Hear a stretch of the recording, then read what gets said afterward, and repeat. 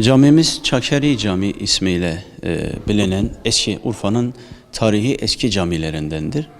1420'li yıllarda Seyyid Muhammed Çakeri isminde mübarek bir zat tarafından tamir yapılması en eski tarihi odur. Ondan öncesi ne kadar öncesinde camidir bilinmemektedir.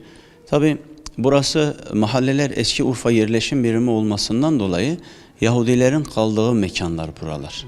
Eskiden buranın da geçmişinde Bizans'ın tiyatro salonu olduğu rivayetleri vardır. Tabi bize ulaşan tarih Seyyid Muhammed Çakeri rahmetlinin tamiratıyla ulaşmıştır. Ondan sonra da Sultan Murat Han zamanında, 4. Murat Han zamanından bu tarafa çeşitli evreler geçirmiş, bakımlar geçirmiş. En son bakımı Vakıflar Genel Müdürlüğü tarafından 2001-2002 Mayıs ayları arasında bir yıl süren bir restorasyonla elhamdülillah caminin hayata kazandırılmıştır. Büyük kubbesi, 2 tane de küçük kubbesi vardır. Tarihi bir abdest alma yeri vardır.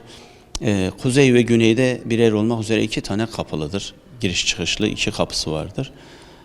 Tarihidir.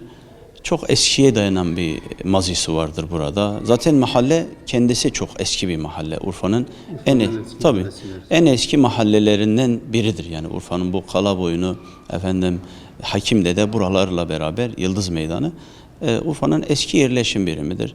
Çok manevi atmosferi çok yüksek bir camidir.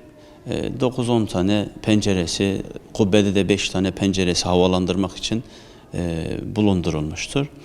Ahşap bir üst asma katı vardır camimizin. Elhamdülillah böyle çok otantik ve manevi atmosferi yüksek bir camidir. Hatta ilçe müftümüz dedi, Ahmet Hoca, yani sana büyük camiler teklif edildi, kabul etmedin. Yani başkasının belki gidip de gidemeyeceği, arzu edip de gidemeyeceği camiler söylendiğinde gitmedin. Çakeri'de ne var? Dedim hocam, manevi atmosferi çok yüksek.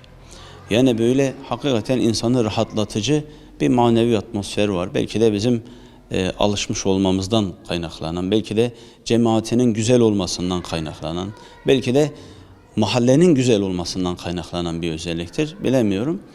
Bizi bağlayan sebepler odur. Camimiz gelmesi, görmesi, gezilmesi gereken bir camidir. Bütün kardeşlerimiz bir gelip gezsinler. Güzeldir camimiz. Mesela il dışından sanat tarihi üniversitedeki sanat tarihi bölümünden gelip kardeşlerimiz çeşitli zamanlarda resimlerini çektiler, haberini yaptılar bu işin. Bizim Urfa'daki Harran Üniversitesi'ndeki de sanat tarihi bölümü öğrencileri geldiler, tarih hakkında bilgi aldılar. Urfa Belediyesi'nin hazırlamış olduğu kitapçığı kendilerine verdik, istifade ettiler. Yani bir tez olarak veya ders olarak hazırladılar diyelim bunu. Elhamdülillah, Allah emeği geçen bütün kardeşlerimizden razı olsun. Bütün amirlerimizden razı olsun.